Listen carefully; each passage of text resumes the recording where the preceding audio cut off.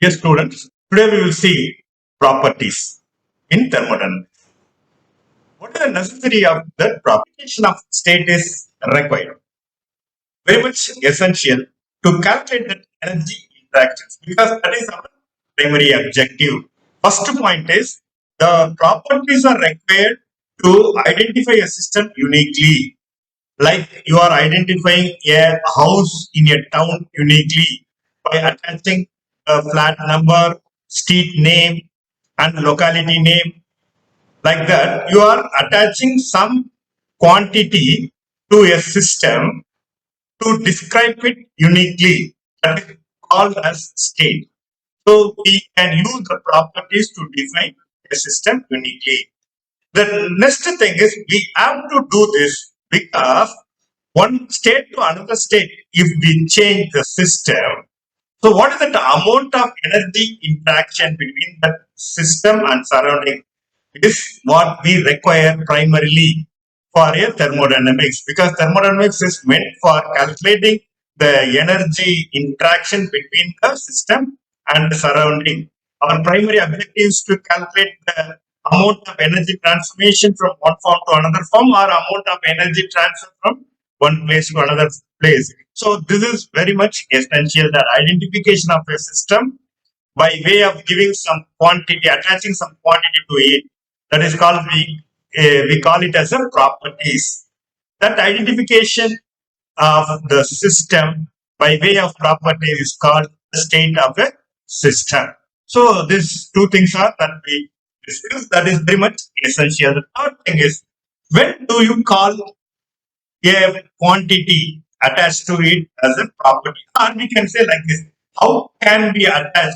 Can we attach any quantities to a system? No, only properties can be attached to a system, and that particular set of properties can be called as a state of the system. You cannot attach each and everything. So when will a quantity be called as a property so that we can make use of it to attach into a system for defining it uniquely. So this is the condition that what I have written here. Quantities which are exact differential mathematically can be called as properties that we will discuss now. The next point is how these properties are going to be classified. Intensive properties, extensive properties, one way of classification. That is also going to be discussed now.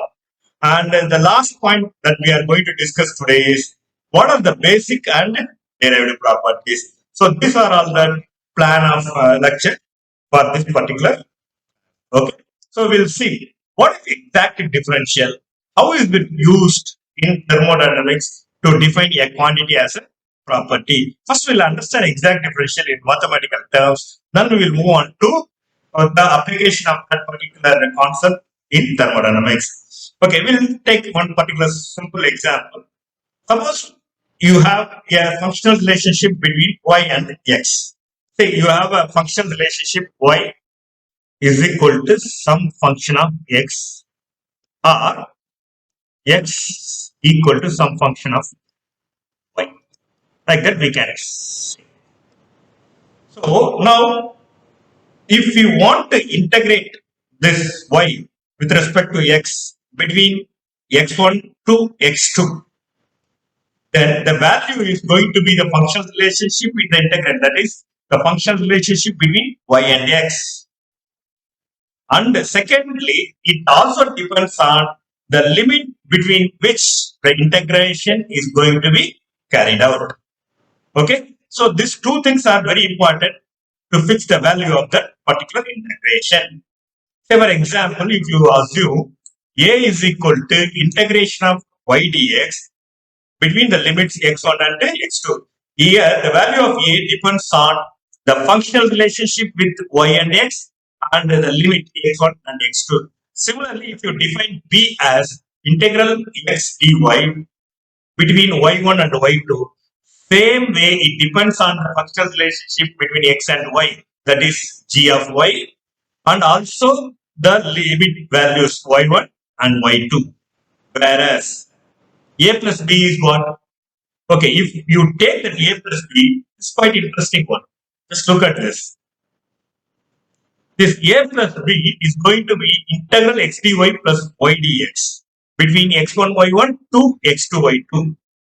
You are all very much aware this quantity is going to be integral d yx between that x1 comma y1 x2 comma y2.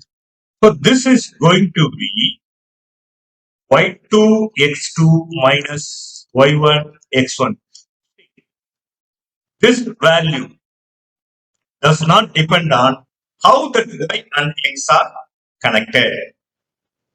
So that is the peculiarity. So if you see that individually A and B, they are depending on two things. One, how the function relationship between y and x, and also what are all the values of the limits. Whereas if you add A plus B, it is not depending on the functional relationship between x and y. It depends only on the limit values.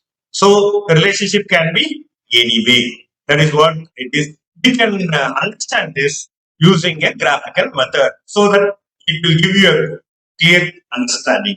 See, for example, you take A. According to our definition, you have some graph y is equal to that f of x or x is equal to g of y. Both will give that same graph because it's only just inverse. That is going to be from 1 to 2 that you are going to integrate. First one A. A is nothing but integral of y dx from x1 to x2. So it is nothing but the area under the shaded area. This area is A. Similarly, if you take that B, B is nothing but integral x dy between y1 to y2. It is nothing but again the area under the curve between the curve and y1 and y2. So this is the area B. Okay. Now suppose I just want to add A and B. What is that you are getting? If you add A and B, you see that area is going to be added like this in this figure. That it is getting added. So this is nothing but A plus B. This is the area A, this is area B. Just you are adding together. So the net result is going to be like this. The last one, the fifth diagram, is going to be like this. See, here in the fourth diagram, I just clearly explained you whatever the relationship between x and y. See, if you change the relationship, you get different types of curves. You see, the different curves are drawn in the different colors: black, yellow, green, blue, red. Whatever the curve nature, the A plus B is going to be given as this particular area. Whatever. See, if you take the curve like a yellow color, it reduces A, but it increases the B. If you take red color, it reduces the B, but increases the A. So A plus B is going to be equal to some constant value with respect to the function relationship. Of course, it may vary between the limits, but it depends only on the limits. It does not depend on the functional relationship between x and y. So that is what I just written here, this integration symbol. And the net value is going to be with this diagram, fifth diagram, OBFDO minus OAECO. That is the big triangle, big rectangle, this one, minus the small square or rectangle, depending on the value of x and y. Okay, so between these two rectangles, the area is this one, that shaded area. So this does not depend on the curve. That is depend on path. How this path is moving from x1, y1 to x2. They are not depending on path. They are depending only on the point. That's why this type of functions we call it as a point function. I will come to that later also. This is point function. Suppose if you take that x dy, y dx, y alone, if you take it, y dx, integration y dx, where this is not only depending on the limit value, it also depends how that y and x are related. In this case, this y, we call it as it is path function because it depends on path also. Of course, each and every values depends on that limits first. Whether it depends on that path or not, depending on the nature of the functional relationships. Okay, so like this, we can clearly understand when we can call a quantity as an exact differential. How this is going to be helpful for us in understanding the thermodynamics. From the thermodynamics standpoint of view, see, we call that PdV.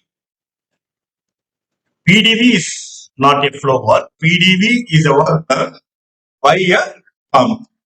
Okay, VDP is a pump work or a PDV is a piston work. That is the output we are going to. That is displacement work. We call it as this displacement work. Usually, it is available from the system displacement work. Whereas the VDP is the pump work that we have to supply to the system for pumping from one place to another place. Same way, you see, look at this diagrams. A to B, PDV, this is the area. VDP from A to B, this is that area.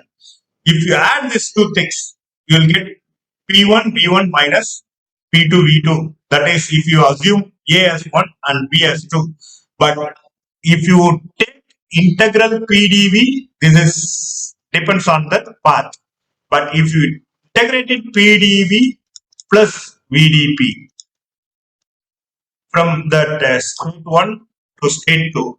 It does not depend on the functional relationship between P and V. It depends on only P2 V2 minus P1 V1.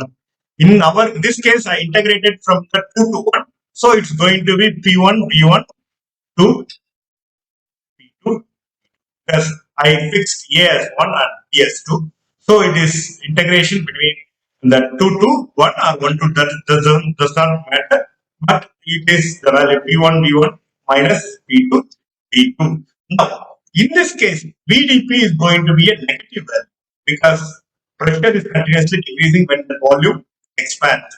That's why it is getting negative quantity.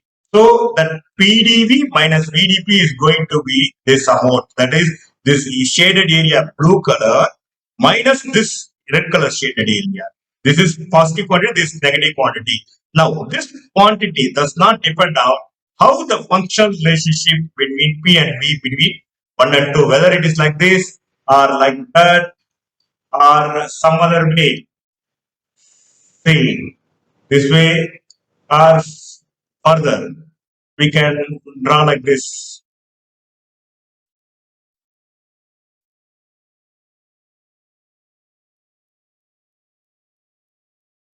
See, like this. Anyway, you can draw. So whenever you draw a curve between 1 and 2, it does not make any impact on the value of P1 V1 minus P2 V2. P1 V1 minus P2 V2 is nothing but the area under that this rectangle P1 V1 minus P2 V2, this area. We can call that way also. This is getting cancelled out. So net result is going to be that this difference between these two. So that is what the value of our what is that integration. If you integrate PDV plus VDP, how to understand this thermodynamically? That is, suppose you assume that I'm having a big cylinder sort of arrangement where it is in between a piston without a connecting rod. Assume that. It's like a thought experiment. Okay. Now here it is P1. This is also P1. This is completely filled with the gas.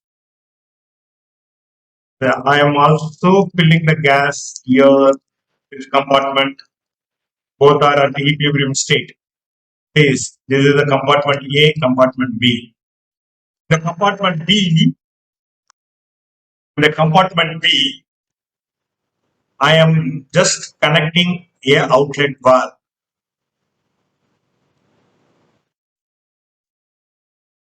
so that I can regulate the pressure inside. Suppose if I going on reducing that P1 in slowly or in some way that I'm reducing it, so this starts expanding because of the lower pressure on this side. See, assume there is a fixture piston so that it can move freely on the surface. So suppose if I go reducing the pressure from the P1 to P2, then it can slowly move. This piston will move from left to right, isn't it? So from that initially it is P1, V1. Finally it is going to be P2, V2. So now I'll draw it in the red color. You see. Now final position of the piston is here. So for example, that much I remove the gas on that B compartment so that it moves up to this. Now initially this is P1, V1. Now it is P2, V2. So the property is nothing but P1, V1. Where is to P2, V2? That is the flow work. That is initially P1, V1 is the flow work.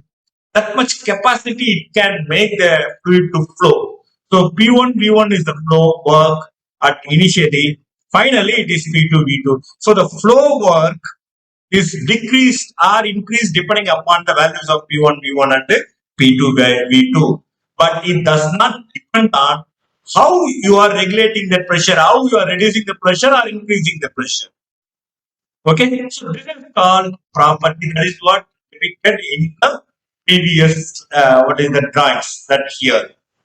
Okay, so this is what we call it as an exact differential. Exact differential values when we integration, when we do that integration for that, it won't depend on the value, won't depend on the path. It depends only on the limits. That's what we call it, those things are as a point function. Otherwise, we can call that particular thing as a path function if the value depends on both the path as well as the limit. So this is what that exact differential for understanding the properties. Okay, how that properties are being what is it classified in two major division. That is, one is intensive properties and the extensive properties. What is extensive properties? What is intensive? Extensive properties are nothing but if the value of the property depends on the mass. Intensive property where it is not depending on the mass. So it's mass independent properties. For example, you take two things. One is temperature and volume.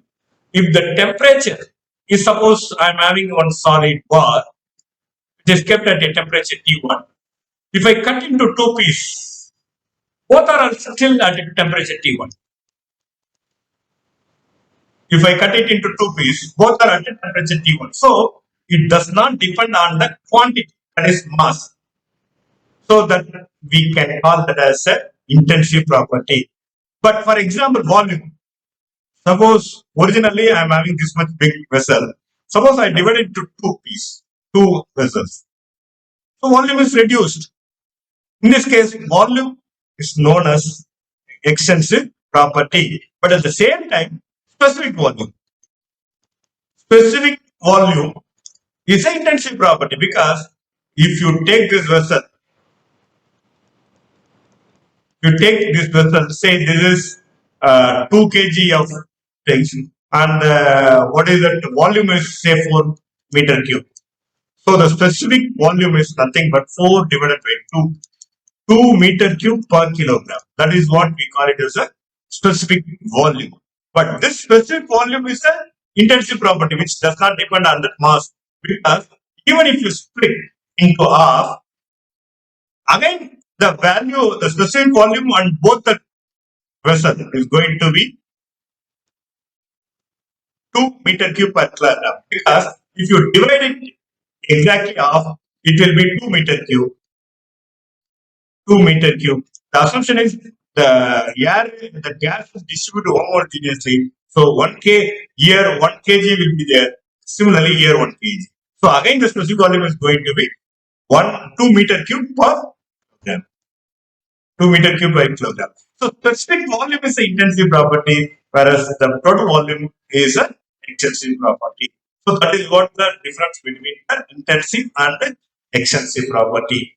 The last point today's discussion is what are the basic properties and the derived properties. See, they already told in the first video itself, the temperature, pressure, volume, these things are all called as basic properties.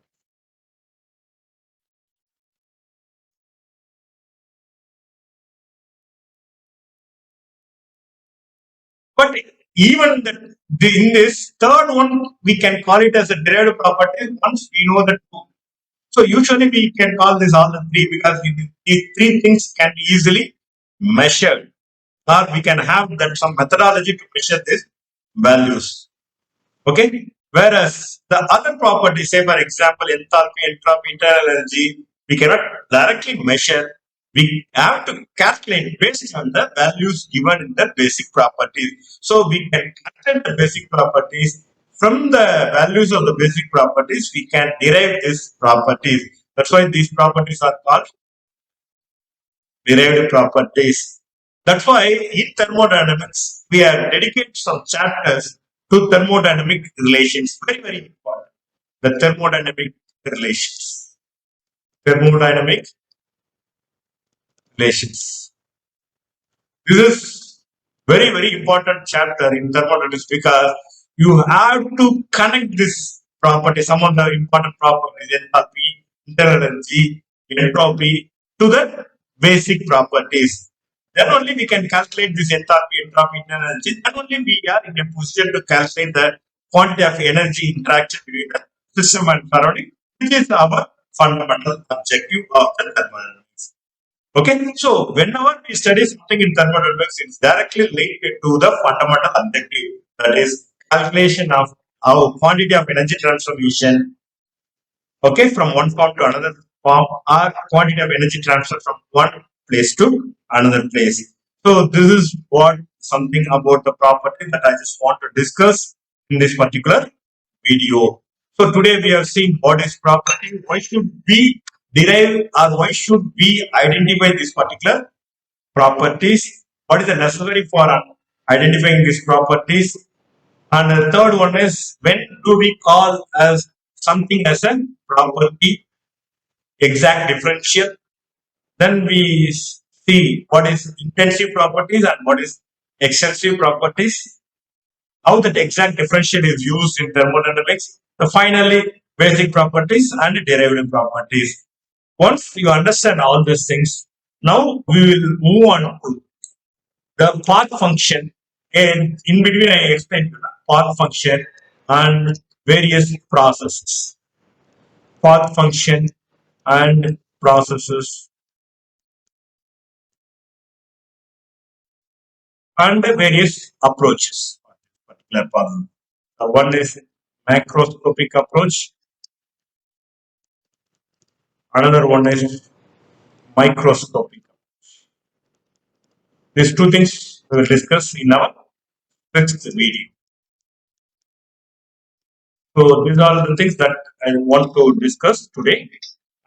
Thank you very much for your listening, and I hope that this will definitely give some light on exact differential and fundamentally how to define a particular quantity as a property in thermodynamics. So we'll understand the thermodynamics, what is that correctly, so that it will not be a tough subject. It definitely will make you to be happy to learn this thermodynamics. You understand the fundamentals. Okay. Thank you very much. We'll see in the sixth video of thermodynamics. Thank you very much.